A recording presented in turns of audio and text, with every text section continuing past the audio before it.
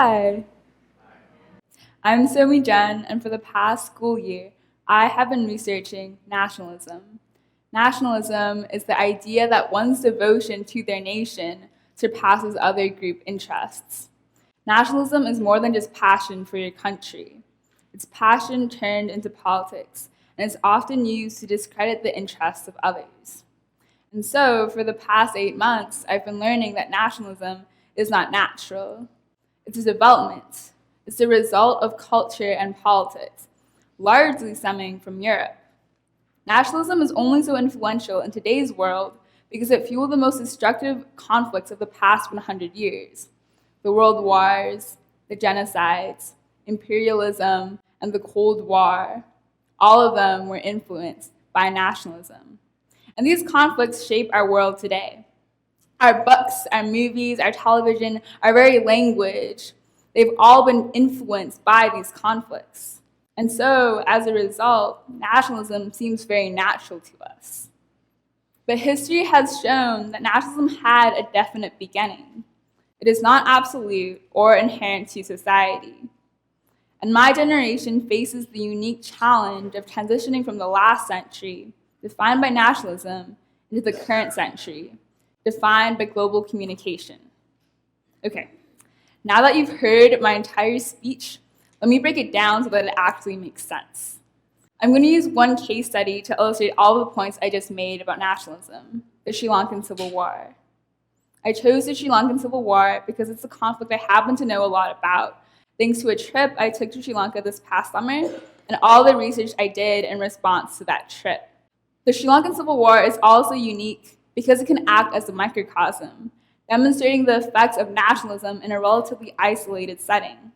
Sri Lanka is a small island off the coast of India, attached to Asia by only the thinnest sliver of land. And yet, nationalism took root there and sparked a civil war. So, quick history lesson. Sri Lanka has two major ethnicities, the Tamils and the Sinhalese, who lived together in relative peace for centuries. To paraphrase David Little from Harvard Divinity School, ethnic boundaries in Sri Lanka were permeable. There was considerable ethnic accommodation and intermingling. Ancient Sinhala cities reveal significant Tamil artistic and architectural influences, and the monarchy was not rigidly determined by ethnicity. So what changed? What sparked war between Sinhalese and Tamil groups, between two ethnicities that lived in relative peace for so long? The answer begins with colonialism, because colonists brought nationalism to Sri Lanka. The Sri Lankan Civil War demonstrates how nationalism had a definite beginning and is a modern development. So, Sri Lanka was a colonial possession of different European countries for over 4 centuries. All of these countries followed some form of Christianity, and they discouraged the other religions in Sri Lanka. Also, Britain, one of Sri Lanka's colonial rulers, tended to favor the Sinhalese over the Tamils, but still treated both races as inferior to Caucasians. In essence, Europeans brought distinctions based on religion and race to Sri Lanka.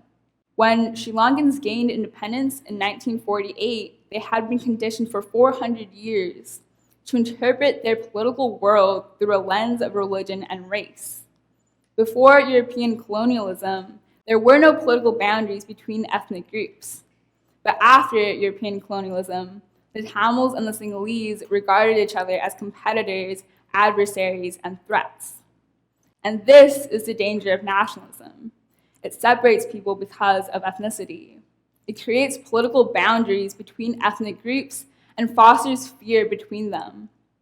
This fearful sentiment led to the first nationalist movement in Sri Lanka, which claimed Sri Lanka for the Sinhalese and was used to justify discriminatory laws against Tamil people. In response, another nationalist movement arose that claimed northeast Sri Lanka for the Tamil people. This movement was the basis of the Liberation Tigers of Tamil Eelam and similar groups, whose goal was to establish equal rights for Tamils, or separate from Sri Lanka altogether and create an independent state. These groups used violence and terrorism as they saw fit. The Tamil Tigers pioneered many of the suicide tactics that we associate with terrorism today. Ultimately, the war boiled down to these two groups, the Tamil Tigers and the Sri Lankan government, which was controlled by the Sinhalese.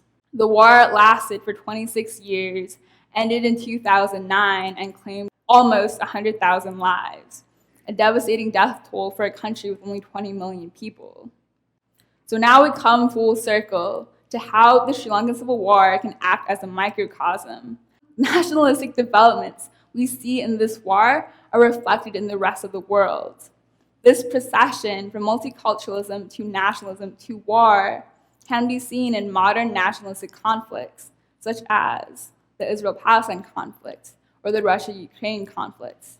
We see the same procession from religious and ethnic intermingling that ends because of European influence. We see heightened ethnic and religious fervor that leads to nationalist movements.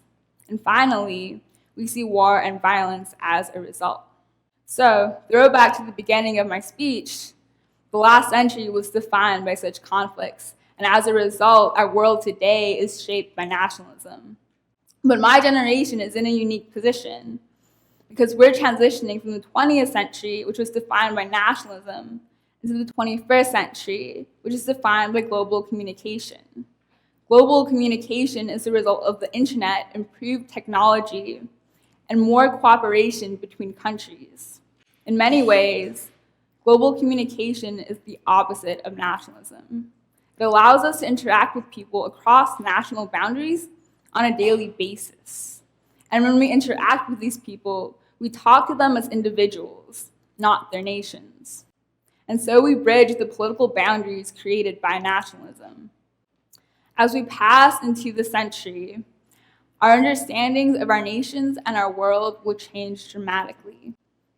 It is my hope that our century will heal the wounds of the past 100 years by transcending the traditional idea of what a nation is, transforming the way we interact with each other, and thriving as a global community.